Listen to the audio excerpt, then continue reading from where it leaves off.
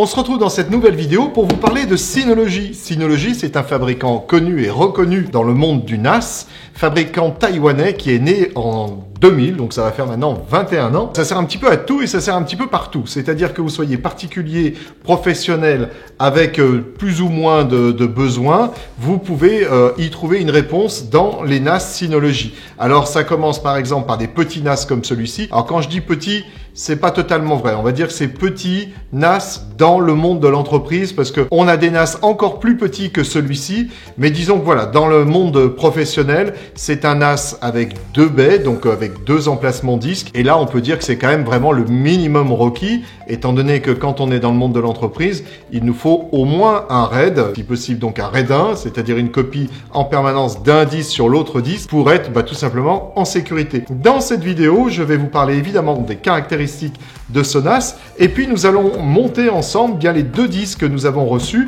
à l'intérieur de celui-ci. Comme ça va me permettre de vous montrer plusieurs petites choses, comme par exemple l'emplacement mémoire, et puis aussi une des caractéristiques de ce NAS, ce sont ces 2 emplacements M.2 de disques SSD qui vont tout simplement nous permettre d'augmenter les performances du NAS.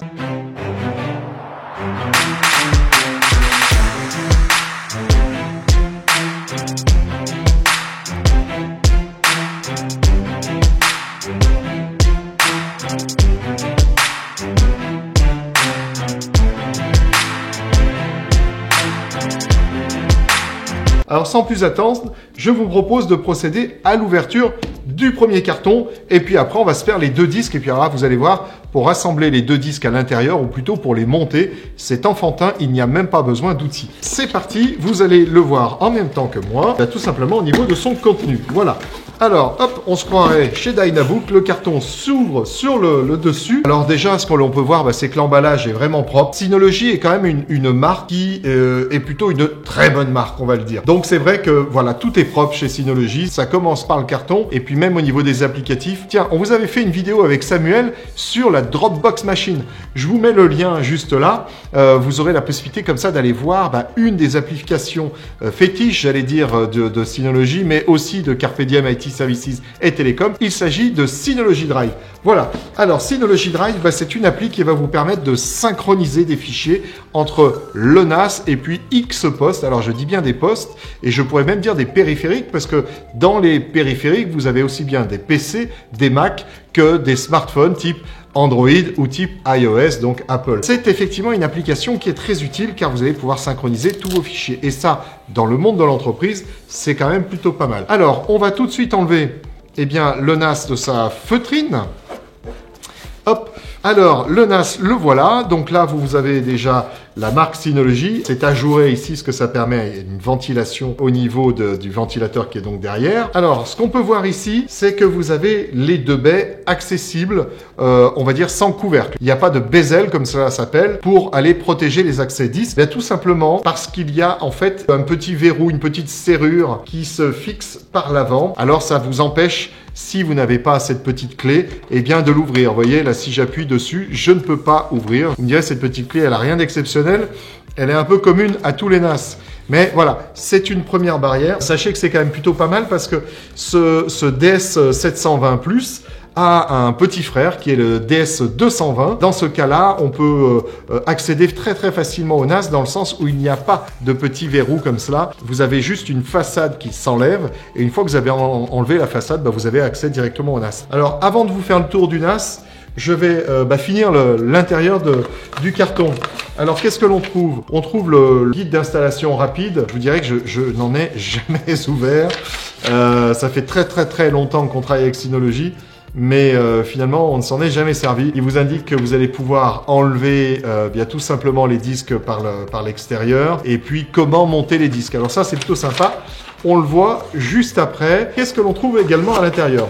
On doit trouver évidemment son câble d'alimentation qui est, ma foi, plutôt très très court. Vous n'allez pas très très loin avec ce câble-là. On va espérer que sur le câble qui est raccroché au transpo, là, on a un peu plus de longueur, ce qui est le cas. On a quand même là une longueur qui doit être dans les 1,50 m, 2 m. Je suis peut-être allé un petit peu loin. Le mètre doit être là. Le mètre 50, je ne suis pas sûr, très honnêtement. Et c'est vrai que c'est quand même un peu court, hein, pour le coup, parce que on a ce câble-là qui fait 1 mètre. On a celui-ci qui doit faire aller 20-30 cm grand maximum. C'est un petit peu dommage parce que ça vous oblige à avoir le NAS assez près de vous. Après voilà, ce type de câble est un câble générique, donc vous pourrez facilement remplacer ce petit bout de câble par un plus grand et dans ce cas-là, mettre le NAS où vous le souhaitez.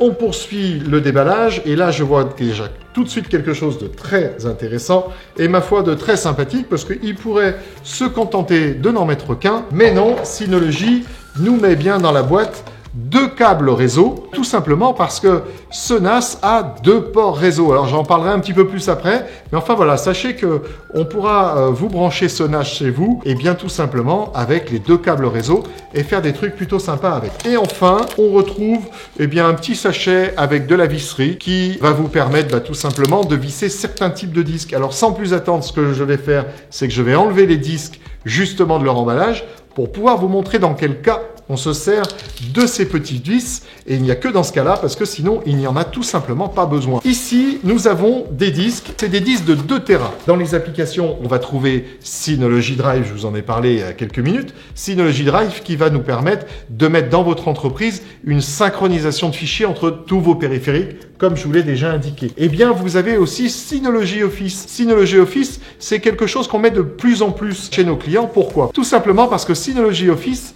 va vous permettre de travailler à plusieurs sur un même document. Ça sera dans le format Office de Synology. Ça ne sera pas dans le format Office de Microsoft. Microsoft a une solution, mais cela veut dire que ça vous oblige quelque part à avoir vos fichiers en cloud. Ça peut être très bien. On a certains de nos clients que ça ne gêne pas du tout, puis on a certains de nos clients qui nous disent « bah non, nous on préfère garder nos fichiers chez nous ». Et bien dans ce cas-là, vous pouvez utiliser Synology Office qui va vous permettre bien tout simplement d'aller travailler à plusieurs sur vos documents. Vous pouvez même utiliser Synology Chat qui vous permet de discuter en temps réel au moment où vous modifiez ces documents avec tous ceux qui modifient les documents. Je ne vais pas m'attarder sur tous les applicatifs. Je vais vous parler juste de Synology Mail Plus. Synology Mail Plus, si vous ne voulez pas avoir un système de mail dans le cloud, alors on va dire qu'aujourd'hui Microsoft a pris, je pense, quelque chose comme 80-85% de part de marché au niveau des emails. Si vous préférez garder vos emails chez vous, vous n'aurez pas le même service qu'avec Microsoft. Je ne veux pas vous raconter d'histoire, mais vous aurez, on va dire, ce qui peut vous servir au quotidien, c'est-à-dire aller stocker vos emails, les synchroniser avec votre Outlook. Vous pourriez quand même avoir l'essentiel. Eh bien, Synology Mail Plus va vous permettre d'avoir plutôt cet usage avec un NAS Synology. Vous avez enfin des applications qui vont vous permettre d'aller sauvegarder justement ces mails-là, mais si vous êtes chez Microsoft, c'est-à-dire en Office 365, on a une application à l'intérieur qui va vous permettre de sauvegarder, on va dire 80% de tout ce que vous auriez comme contenu au niveau d'Office 365. En fait, les limites vont se situer un petit peu au niveau de SharePoint, c'est-à-dire donc un petit peu au niveau, par exemple, des dossiers qu'on peut avoir dans Teams. C'est pas là où la sauvegarde va faire vraiment le plus de prouesses. Par contre, dans tout ce qui correspond à vos emails et dans, par exemple aussi, si vous utilisez OneDrive, eh bien, vous pouvez avoir l'intégralité de la sauvegarde utilisateur par utilisateur et ce, gratuitement. Vous avez enfin Synology Surveillance Station. Alors ça, c'est un super programme qui va vous permettre de monitorer des caméras IP. C'est compatible, je crois, avec plus de 7300 caméras IP. Et une fois que vous les monitorez, vous allez pouvoir mettre des alarmes dessus, faire en quelque sorte de la surveillance. Et vous avez 2 licences gratuites qui sont fournies avec un NAS Synology. C'est vrai que là, c'est quand même un avantage qui est assez sérieux. C'est-à-dire qu'avec un NAS comme celui-ci, vous faites de la vidéosurveillance, vous faites de la synchronisation de fichiers, vous faites de la sauvegarde de votre Office 365, vous pouvez travailler en Office avec Synology Office. Enfin, bref, vous voyez, vous pouvez faire vraiment beaucoup de choses. Selon les usages que vous aurez, eh bien, tout simplement de votre NAS, vous allez choisir un disque avec une certaine taille. Et quand je dis un disque, c'est pas forcément un disque dur. Ça peut être un disque dur, mais ça peut être aussi un disque SSD. Et dans ce cas-là, vous verrez qu'on peut le monter sous différents formats. Comme à l'habitude, je vais faire le tour un petit peu des différentes connectiques. Juste ici, vous avez les 2 prises réseau. Ces 2 prises réseau, eh bien, peuvent être mis en failover, c'est-à-dire que vous pourriez dire au NAS, si un câble réseau venait à ne plus fonctionner, tu passes automatiquement sur l'autre sans perte de connexion avec qui que ce soit. Ça peut demander aussi un petit peu de préparation, c'est-à-dire au sein de votre baie informatique. Dans ce cas-là, l'idée c'est qu'on mette ça plutôt sur 2 switches différents. Et puis après, il peut y avoir d'autres scénarios où là, on va au contraire les mettre sur le même switch pour, par exemple, faire du trunk. C'est-à-dire que là, en quelque sorte, on additionne les 2 bandes passantes des ports gigabits qu'on a ici et on a du 2 gigabits, voire même du 4 en full duplex. Donc ce qui est très rapide. Vous avez un port eSATA qui est juste ici. Vous avez un premier port USB 3 qui est de ce côté-ci. Et enfin, juste au-dessus, vous avez la prise Kensington qui vous permet, vous savez, de mettre le fameux câble de sécurité anti-vol. Vous avez en face avant un autre port USB 3. Alors les ports USB 3 classiquement, ça peut vous servir à un moment donné à aller câbler un disque externe et puis aller recopier les données soit vers le NAS, soit du NAS vers le disque externe. À ce sujet-là, tout à l'heure je vous parlais du DS220. Le DS220 a un bouton de plus que vous trouveriez par ici en façade. C'est un bouton de copie. Là, il va vous permettre de copier avec un simple appui dessus, eh bien tout le contenu d'un disque que vous venez de connecter sur le port USB vers le NAS. Dans le modèle 220, on va dire qu'il est plus orienté quand même grand public, particulier, ils se sont dit sans doute que ça avait du sens. Dans le monde de l'entreprise, ils se sont dit que bon bah là, les entreprises utiliseraient sans doute une autre méthode, donc ils n'ont pas mis ce bouton de copie. Les 2 petites clés donc que vous voyez ici, bon bah il y a juste un côté qui est un petit peu ajouré pour que un petit tenon, je ne sais pas comment ça s'appelle, rentre à l'intérieur et puisse être pris et enfoncé pour reconnaître la clé et donc à partir de là accepter de s'ouvrir. Pour continuer, je vais tout simplement vous enlever un des emplacements 10 parce que je vais vous montrer en fait, allez, 1, 2, 3 choses. Au départ, vous n'avez pas besoin de la petite clé parce que les boîtiers sont livrés avec le berceau non fermé. Il suffit que vous fassiez une légère force de ce côté-ci, ça va vous permettre d'enlever le premier berceau, puis le second, hop, et voilà, le second est enlevé. Alors pourquoi je voulais vous l'enlever? Ici, vous avez un emplacement de mémoire, c'est-à-dire que le NAS a une mémoire qui est intégrée, qui est montée de 2 Go. Et vous allez pouvoir l'emmener à 6 Go, c'est-à-dire que vous lui ajoutez une barrette de 4 Go que vous insérez donc à l'intérieur et vous vous retrouvez avec un NAS de 6 Go.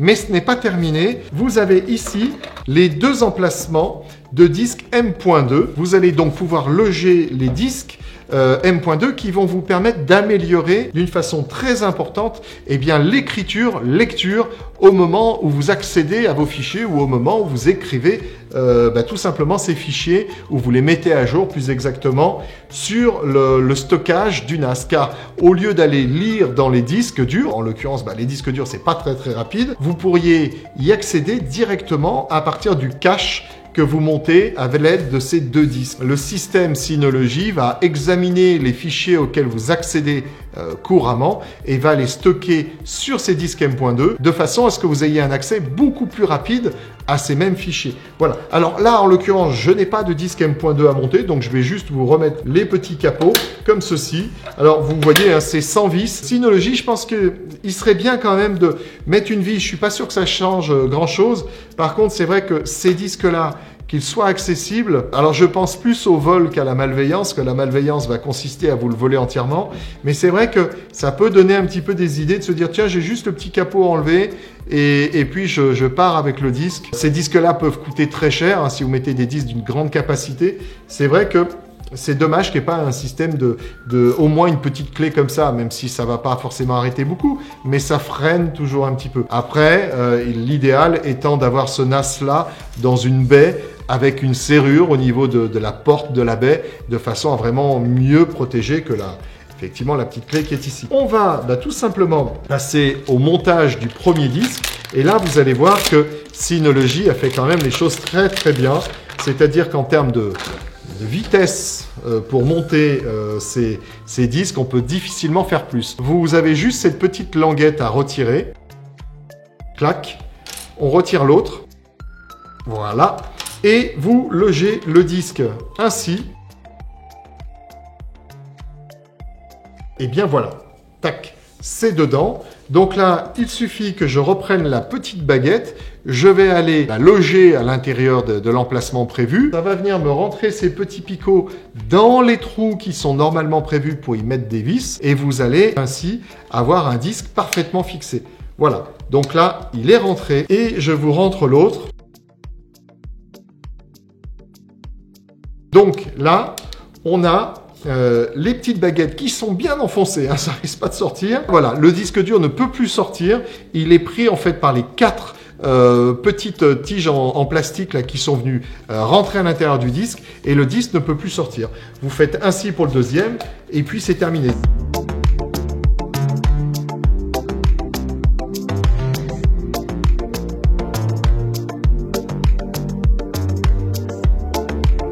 Et là, c'est pareil, c'est bien tenu, il n'y a aucun problème. Idéalement, quand on vous fait ces opérations, on prend le temps de noter les numéros de série, etc.